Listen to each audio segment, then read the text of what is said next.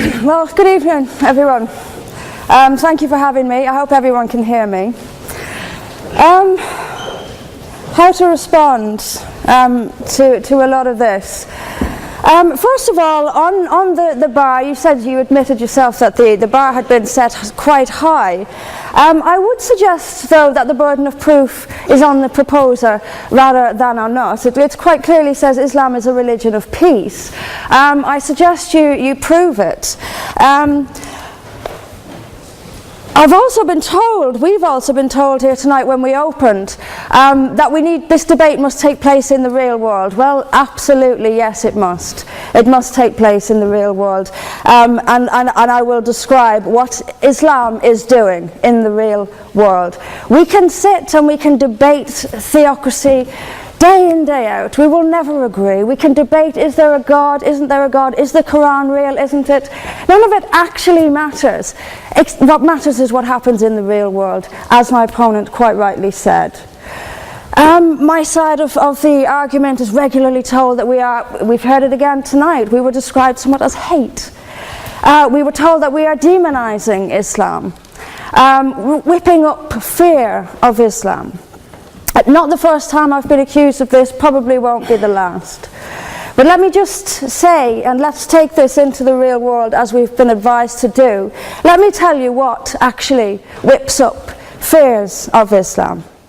We take it from the top. 9/11, the London Underground bombings, Madrid, Mumbai, Mali, Bali, northern Nigeria, Sudan, Afghanistan, Saudi Arabia, Iran, Yemen, Pakistan, death for apostasy, death for blasphemy, death for adultery, death for homosexuality, gender segregation, gender discrimination, unequal testimony between men and women in legal proceedings, child marriage, amputations, beheadings, imprisonment for being raped, anti-Semitism, burqas, execution, as I've said, for this, that and the other, the slaughter of Theo van Gogh on the streets of Amsterdam, death threats on the streets of London, butcher those who insult Islam, Muslim patrols in East London telling people they are entering Sharia control zones, polygamous marriages, marriage not requiring the consent of the bride.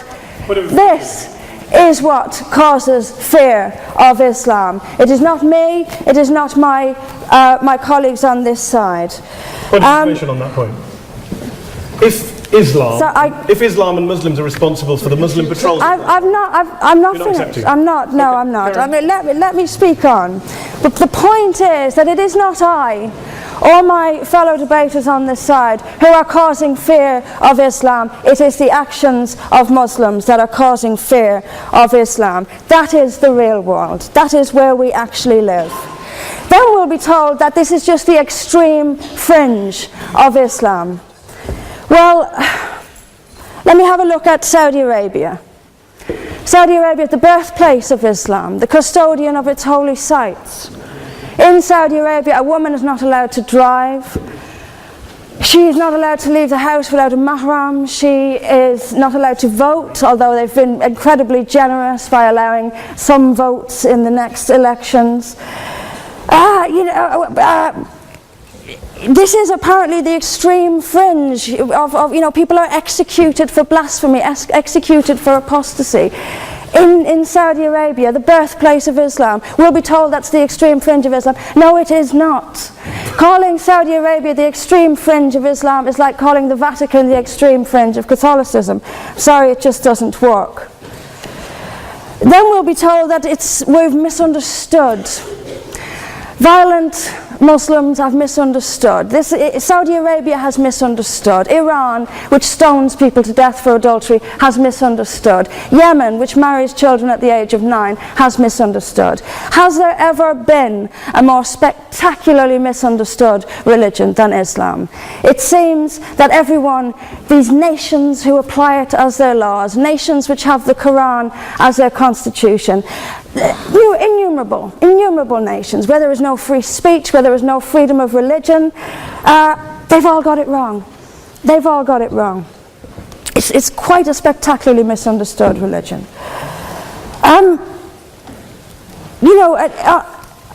There's just so much. I'm constantly told as well that I need to respect Islam.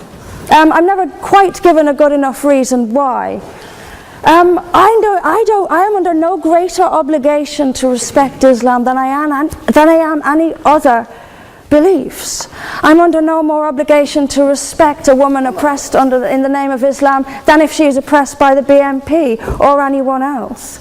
I am under no obligation to make compromises with an ideology I simply don't see as peaceful. Why don't I see it as peaceful? Because of the evidence. If I look around the world and I see the countries where Islam calls the shots, all I see is brutality and violence imposed by the state. We were told that peace is not just the absence of violence but the presence of justice. Absolutely. I do not see how in a nation where, as the only woman here, I have some particular issues with the way women are treated in Islamic states. Now you can argue that they've got it wrong. Tell them that, because they seem to think that's what it is. Yes, I mean, there's so much to say about it, but is there a peaceful Islam? Yes, there is. It's in the hearts of peaceful Muslims. Unfortunately, though, there's also a rather more objective Islam, and peaceful Muslims have to do some really rather creative interpretation, like the command to beat her. I've seen Muslim women. I didn't stand up for you. Well, I didn't. So if you could just have a bit. I knew this would happen. I knew this would happen, by the way. I knew this would happen. What I'm saying is completely controversial and will be booed and shouted down, and I have no doubt my colleagues the same. I knew this would happen. You say anything negative, you'll get the boos. I'm actually going to leave it there. But I will finish just by saying this. There are hundreds of millions of peaceful Muslims. That is a fact. But that does not mean that Islam itself is peaceful. Peaceful Muslims interpret verses of the Quran so almost beyond recognition it's reinterpreted. Like the command to beat her. It's there in the Quran, and I've seen Muslim women try to dance around it. They put words in there that simply aren't there. That's what it says. It says beat her. And in the countries where the Quran calls the shots, that is exactly what they do. This is not peace. This is not justice. Islam is not a religion of peace, as the evidence shows us. Thank you. Thank you very much, Mr. President. Ladies and gentlemen, good evening. Assalamu alaikum. Lovely to see you all here tonight. We are having a very entertaining night, are we not, with some very interesting things being said from the other side of the house tonight. Let me begin by saying, as a Muslim, as a representative of Islam, I would consider myself an ambassador for Islam, a believer in Islam, a follower of Islam and its Prophet. So in that capacity, let me begin by apologizing to Anne-Marie for the Bali bombings. I apologize for the role of my religion and me and my people, for the killing of Theo van Gogh, for 7/7. Yes, that was all of us. That was Islam, that was Muslims, that was the Quran. I mean, astonishing claims to make in the very first speech tonight, on a day like today, where the Conservative Prime Minister of the United Kingdom is having to come out and point out that these kind of views are anathema. And I believe you're trying to stand for the Labour Party to become an MP in Brighton. If you do, and you make these comments, I'm guessing you'll have the whip withdrawn from you, but then again, UKIP's on the rise, they'll take you, the BNP, they might have something to say about your views. This is what Mehdi Hassan always does. By the way, just on a factual point, since we heard a lot about the second speaker, about how backward we Muslims all are, on a factual point, you said that Islam was born in Saudi Arabia. Islam was born in 610 AD. Saudi Arabia was born in 1932 AD. So you were only 1,322 years off. Not bad? Not bad start there. Talking of maths, by the way, a man named Al-Khawarizmi was one of the greatest mathematicians of all time, a Muslim, worked in the golden age of Islam. He's the guy who came up with not just algebra, but algorithms. Without algorithms, you wouldn't have laptops. Without laptops, Daniel Johnson tonight wouldn't have been able to print out his speech in which he came to berate us Muslims for holding back the advance and intellectual achievements of the West, which all happened without any contribution from anyone else other than the Judeo-Christian people of Europe. In fact, Daniel David Levering, the author of the Pulitzer Prize-winning historian and author of The Golden Crucible, points out that there would be no Renaissance, there would be no Reformation in Europe without the role played by Ibn Sina and Ibn Rushd and some of the great Muslim theologians, philosophers, scientists in bringing Greek texts to Europe.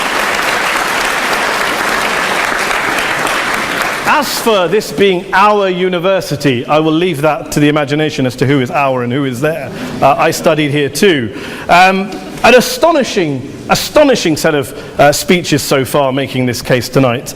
A mixture of just cherry-picked quotes, facts and figures, self-serving, selective, a farrago of distortions, misrepresentations, misinterpretations, misquotations.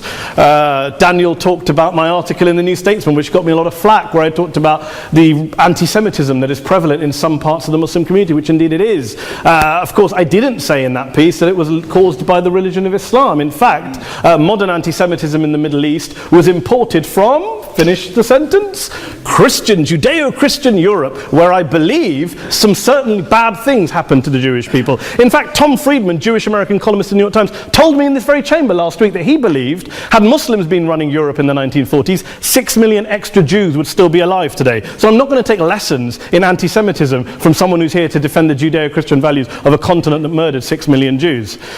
Moving swiftly on. Yes. Absolutely. Well, I'm about to make that point. No, I'm about to make that point. You're right. I agree with you.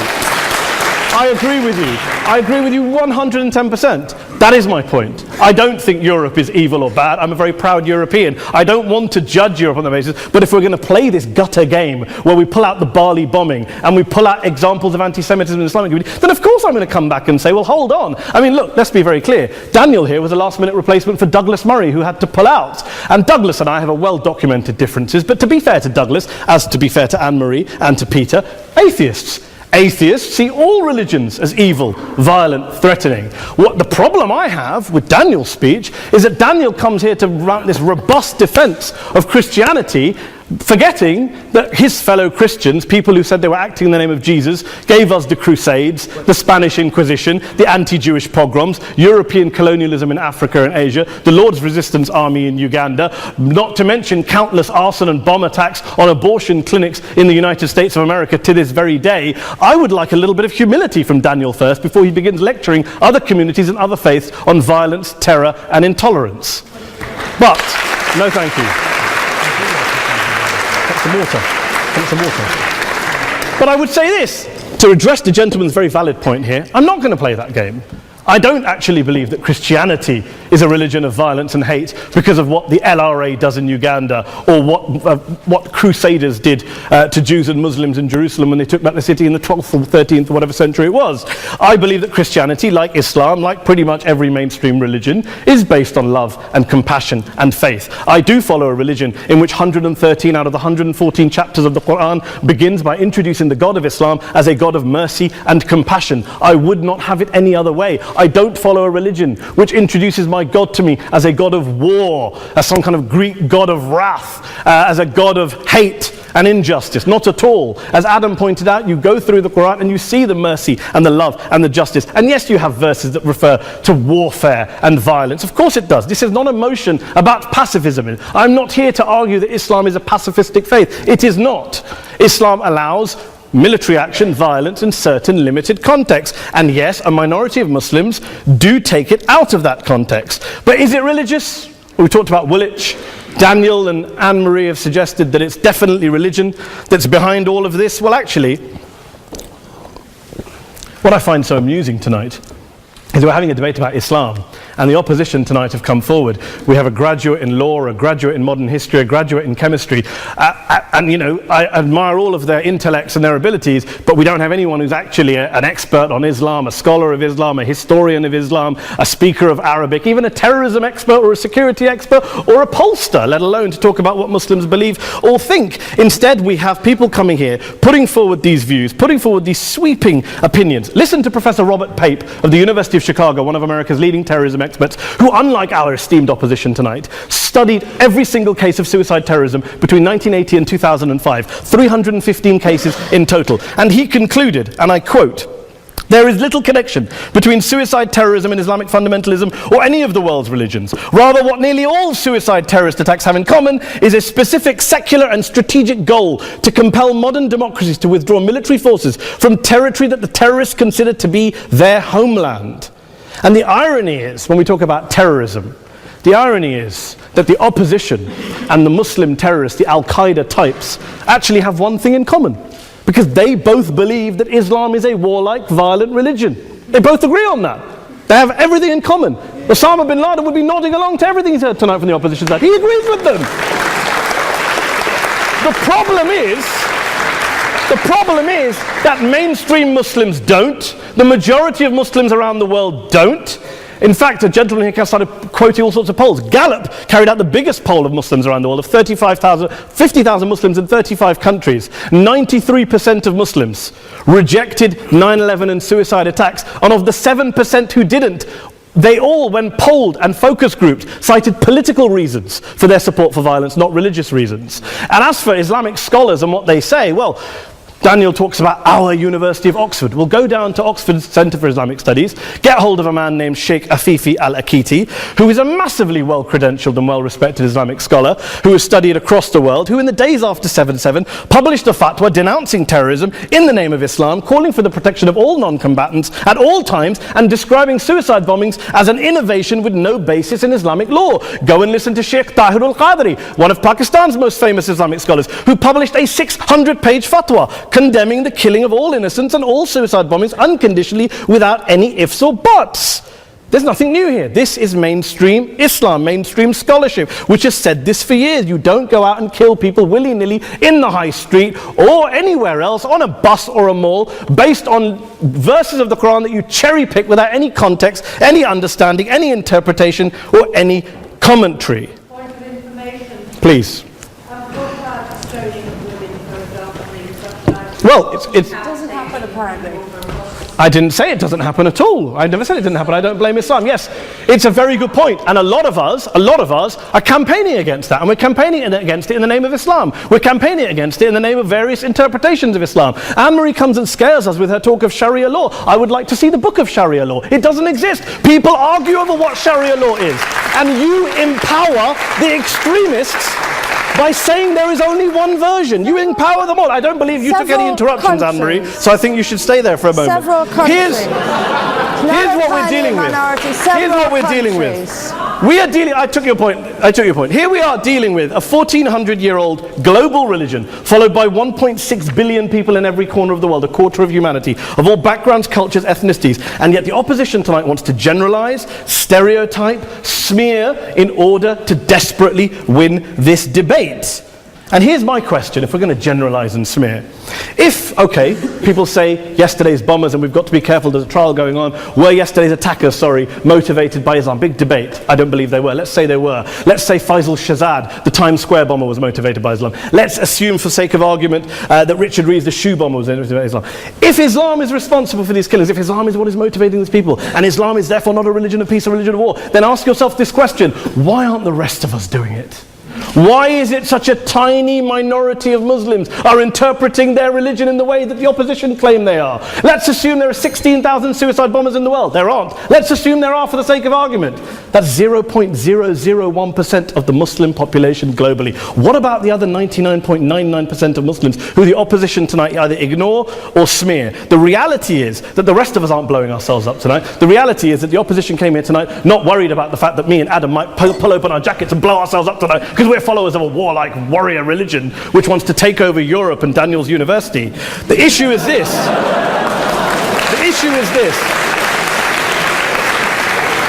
Unless the opposition can tell us tonight, and Peter Atkins is here, one of our great atheist intellectuals, can tell us tonight, they can answer this question tonight: why don't the vast majority of Muslims around the world behave as violently and aggressively as a tiny minority of politically motivated extremists? Then they might as well give up and stop pretending they have anything relevant to say about Islam or Muslims as a whole. Ladies and gentlemen, let me just say this to you. Think about what the opposite of this motion is. If you vote no tonight, think about what you're saying the opposite motion is. That Islam isn't a religion of peace, it's a religion of war, of violence, of terror, of aggression. That the people who follow Islam, me, my wife, my retired parents, my 6-year-old child, that 1.8 million of your fellow British residents and citizens, that 1.6 billion people across the world, your fellow human beings, are all followers, promoters, believers in a religion of violence. Do you really think that? Do you really believe that to be the case? They say that in the Oxford Union, the most famous debate was in 1933 when Adolf Hitler looked out for the result of the King and Country motion, where they voted against fighting for king and country, and Hitler was listening out for the result. Well, tonight, 80 years on, there are two groups of people around the world who I would argue are waiting for the result of tonight's vote. There are the millions of peaceful, non-violent, law-abiding Muslims both in the UK, Europe, Asia, Africa and beyond, who see Islam as the source of their identity, as a source of spiritual fulfillment, of hope, of solace. And there are the phobes, the haters, the bigots out there who want to push the clash of civilizations, who want to divide all of us into them and us and ours and their. Ladies and gentlemen, I urge you all not to fuel the arguments of the phobes and bigots. Don't legitimize their divisions. Don't legitimize their hate. Trust those Muslims who you know, who you've met, who you hear, who don't believe in violence, who do want you to hear the peaceful message of the Quran as they believe it to be taught to the majority of Muslims, the Islam of peace and compassion and mercy, the Islam of the Quran, not of Al-Qaeda. Ladies and gentlemen, I beg to propose this motion to the House. I urge you to vote yes tonight. Thank you very much for your time.